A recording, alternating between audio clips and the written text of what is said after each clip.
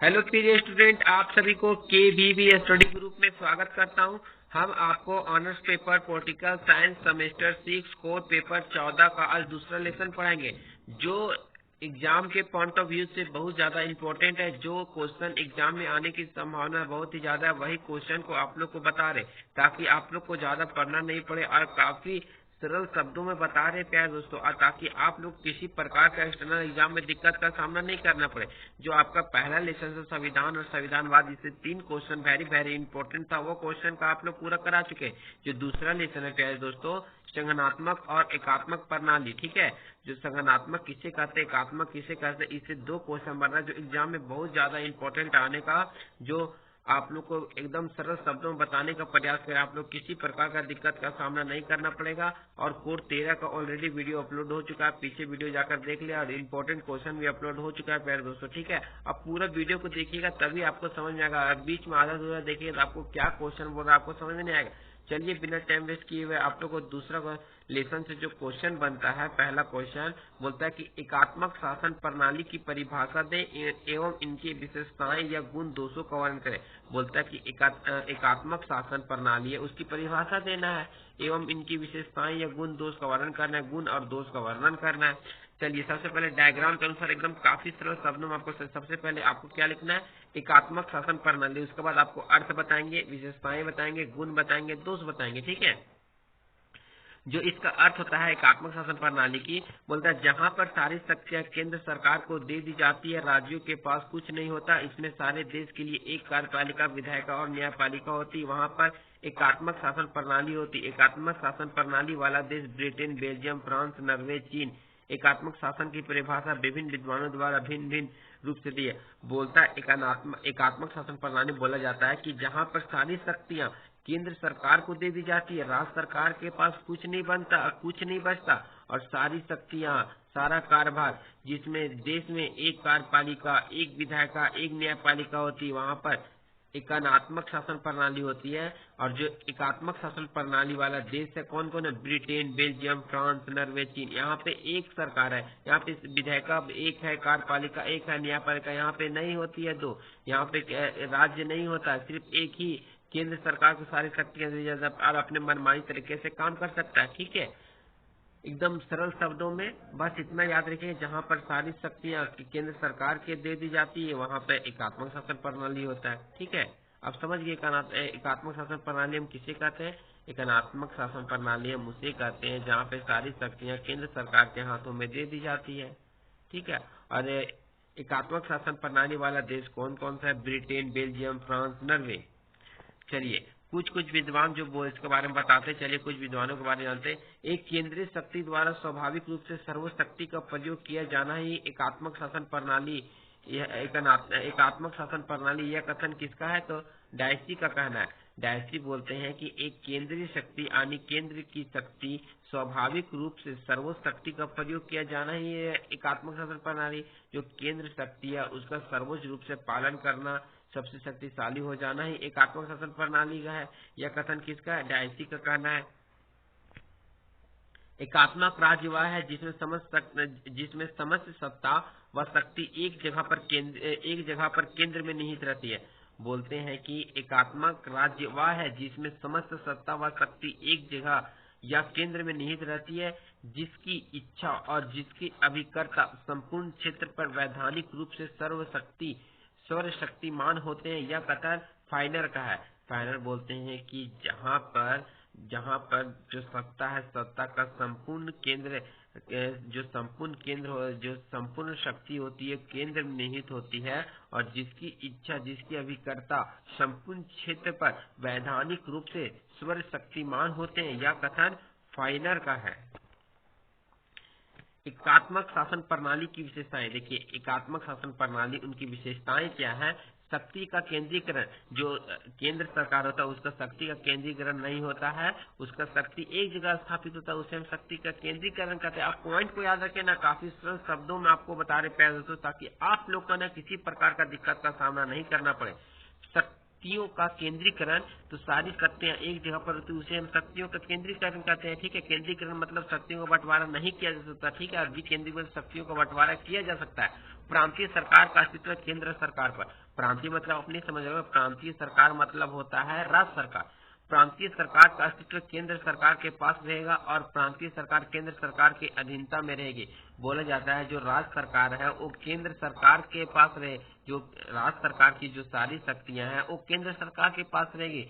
कभी भी चाहता है तो केंद्र सरकार से शक्ति छीन सकता है। जैसे आपातकाल के समय, वो आपातकाल के समय पूछेगा नहीं कि रास्ते की आपको हम पूछ के लगाए आपातकाल, वो नहीं पूछेगा। उसका मन करेगा तो आपातकाल एकदम तुरंत केंद्र सरकार लगा देगा। और पर प्रांतीय सरकार केंद्र सरकार के अधीनता में रहती है और जो राज्य सरकार है वो केंद्र सरकार के अधीनता में रहती है, केंद्र सरकार के नियमों का पालन करती है। एक ही शासन व्यवस्था, देखिए इनकी विशेषता में एक और पॉइंट है, एक ही शासन। एक ही मतलब एक शासन व्यवस्था। एक ही का मतलब है कि इनमें एक व्यवस्थापिका, एक प्रमुख सरकार होगी, उसी के बनाए हुए नियम को पूरे देश में लागू होगा। देखिए एक ही शासन व्यवस्था का मतलब होता है कि हमारा समाज है, समाज है तो सभी लोगों को बातों को वहां पे नहीं सुना जाएगा।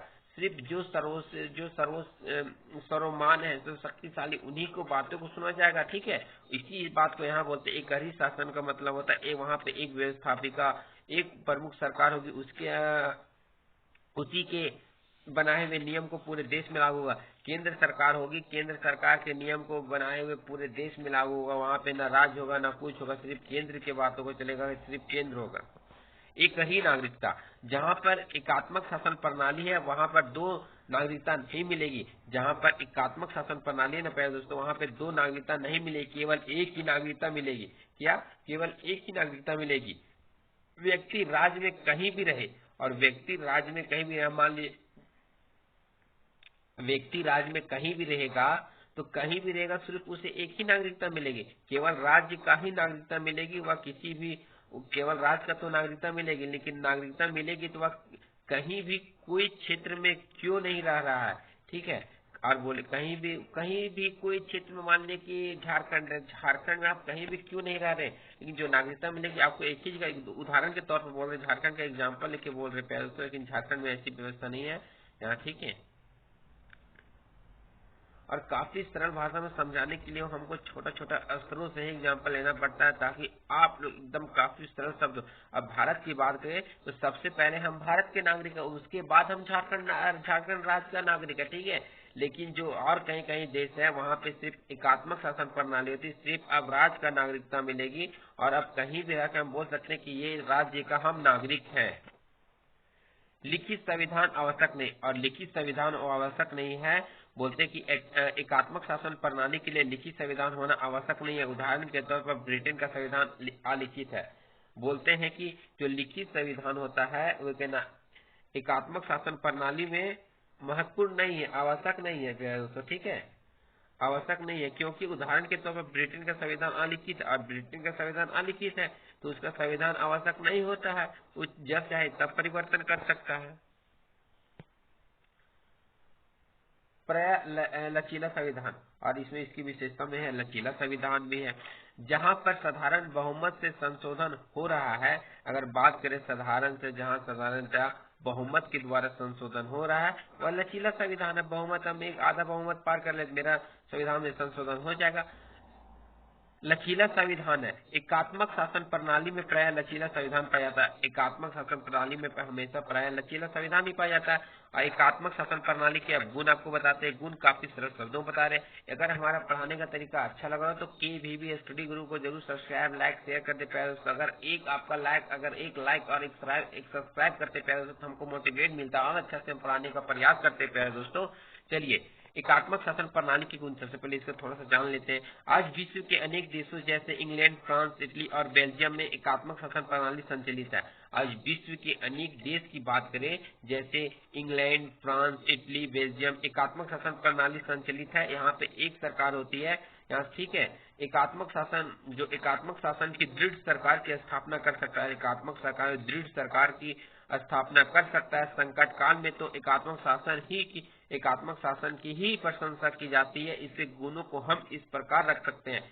ठीक है, बात करें एकात्मक शासन कहाँ पे स्थापित है? England, France, Italy, Belgium. ठीक है, और एकात्मक शासन प्रणाली से जो होता है उस सरकार के दृढ़ सरकार की स्थापना कर सकती है। और संकट काल में जो एकात्मक शासन है वो एकात्मक शासन की प्रशंसा की जाती है। और इसके गुण और दोष को हम निम्नलिखित तरीके से हम समझ सकते हैं। इसके गुण और सबसे पहले हम गुण के बारे में आपको बताते हैं, इसके क्या एकात्मक सरकार की क्या क्या गुण होती है।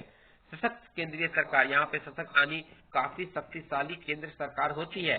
एकात्मक शासन प्रणाली में केंद्र सरकार शक्तिशाली होती है। आपको पहले बताएं कि जो सारी शक्तियां केंद्र के पास होती है तो शक्तिशाली होगा ही, उसके पास ज्यादा ताकत होती है और सारी शक्तियां केंद्र के पास होती है। राज्य के पास कुछ अधिकार नहीं हो सकता। जैसे हम मान लीजिए कि मेरा घर है तो पापा सबसे हेड होते हैं। पापा को बातों को हम लोग को मानते हैं तो सबसे हेड है, उन्हीं की बातों को हम लेके चलते हैं। उन्हीं की बातों को हम लोग जितने मम्मी भैया दीदी सारे लोग पापा को बातों को मान के चलते हैं, तो उसी को हम मान ले। यहाँ पे केंद्र मान सकते हैं, हम लोग राज्य है तो केंद्र के बातों को हम लोग पालन करते हैं। राज्य लोग कभी भी तहस नहस हो सकता है, लेकिन केंद्र के बात होता है वो काफी शक्तिशाली होते हैं। यहाँ इसी बात को लेकर बोला गया कि केंद्र की सरकार काफी शक्तिशाली है और राज्य की सरकार पर कुछ अधिकार नहीं होता, जब चाहे उनकी शक्ति को तहस नहस कर सकती है और राज्य के पास कुछ अधिकार नहीं होते। ठीक है, प्रशासनिक एकरूपता पाई जाती है और प्रशासनिक एकरूपता प्रशासन में एकरूपता पाई जाती है। एकात्मक शासन प्रणाली में एक ही कानून को पूरे देश में लागू किया जाता है। और एकात्मक शासन प्रणाली की बात करें तो एकात्मक शासन प्रणाली है वो एक ही कानून पूरे देश में लागू किया जाता है। ठीक है, इसलिए यहाँ पर प्रशासनिक एकरूपता पाई जाती है और इसलिए यहाँ पे प्रशासनिक एकरूपता पाई जाती है, एकरूपता बनी रहती है। राष्ट्रीय एकीकरण और राष्ट्रीय का एकीकरण नहीं होता है और एकात्मक शासन व्यवस्था में राष्ट्रीय एकीकरण की भावना पाई जाती है। और जो एकात्मक शासन व्यवस्था है उसमें राष्ट्रीय एकीकरण की भावना पाई जाती है, राष्ट्रीय एकता पाई जाती है, राष्ट्रीय एकता मजबूत होती है। मान लीजिए कि उसका एकीकरण तो नहीं होता, लेकिन एकात्मक शासन व्यवस्था उसमें राष्ट्रीय एकीकरण की भावना पाई जाती है।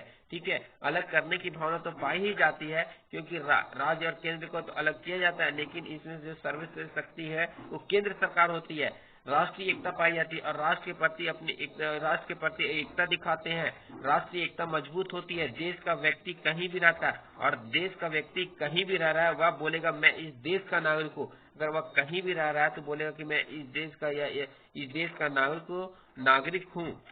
इससे ही एकता की भावना आती है। जब बोलेगा कि हम भारत का नागरिक तो हमको भी भावना अंदर जागृत होता है कि हम भारत देश का निवासी हैं, हम भारत देश में रहने वाले हैं।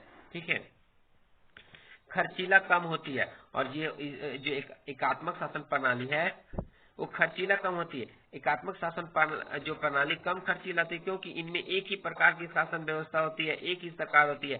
खर्चीला इसलिए कम होता है क्योंकि एक प्रकार की शासन व्यवस्था होती है, एक ही प्रकार की सरकार होती है, तो खर्चीला कहाँ से होगा? सिर्फ केंद्र सरकार होगा तो केंद्र का खर्चा उठाना पड़ता है, राज्य का नहीं, इसलिए यहाँ कम खर्चीला होता है। केंद्र और राज्य के बीच विवाद नहीं। एकात्मक शासन प्रणाली में सबसे अच्छा बात यह होता है कि केंद्र और राज्य के बीच कोई विवाद नहीं होता।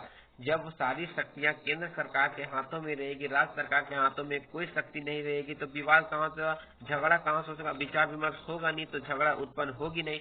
संविधान ने स्पष्ट कर दिया कि केंद्र के पास सारी शक्तियां रहेगी और संविधान ने स्पष्ट कर दिया कि केंद्र के पास सारी शक्ति रहेगी, राज्य के पास कुछ नहीं रहेगा और राज्य के पास कुछ नहीं। जब राज्य के पास कुछ नहीं रहेगा तो राज्य शांत रहेगा तो विवाद होगा नहीं। जब राज्य के पास कुछ शक्तियां नहीं रहेगा तो राज्य शांत रहेगा तो विवाद होगा नहीं। जो छठा पॉइंट है संकट काल के लिए उपयुक्त। एकात्मक शासन प्रणाली संकट काल के लिए उपयुक्त है। जो एकात्मक शासन प्रणाली तो संकट काल के लिए उपयुक्त होता है और अच्छा होता है क्योंकि वह फैसला आसानी से ले सकता है, अपनी मर्जी से ले सकता है, इसलिए बहुत ज्यादा इंपॉर्टेंट महत्वपूर्ण होता है। क्योंकि संकट के समय शीघ्र निर्णय लेने की जरूरत होती है, क्योंकि संकट के समय शीघ्र होता है, एकदम तुरंत निर्णय लेने की जरूरत होती है और वह निर्णय लेने की क्षमता एकात्मक शासन में ज्यादा होता है और वह निर्णय तुरंत लेती है। उसमें किसमें सबसे ज्यादा क्षमता होता है? एकात्मक शासन में बहुत ज्यादा क्षमता होता है और छोटे राज्यों के लिए उपयुक्त है। एकात्मक शासन प्रणाली जो एकात्मक शासन प्रणाली है वो छोटे राज्य के लिए बहुत अच्छा रहता है क्योंकि एक ही सरकार रहेगी और क्योंकि वहाँ पे एक ही सरकार रहेगी तो अपना कोई भी निर्णय होगा तो वह सर्व सम्मति से बहुत आसानी से ले सकता है प्यारे दोस्तों, और पूरे राज्य को नियंत्रित कर सकता है। केंद्र सरकार अच्छे से निर्णय तो पूरे राज्य को नियंत्रित कर सकता है, अपने हाथों में ले सकता है, उनकी शक्तियों को तहस नहस कर सकता है, उनकी शक्तियों अपने हाथों में ले लेता है प्यारे दोस्तों। एकात्मक शासन प्रणाली के दोष, अब वो देखिए उनके दोष क्या क्या। उपयुक्त गुणों के साथ साथ हम एकात्मक शासन प्रणाली के निम्नलिखित दोष भी जानते हैं।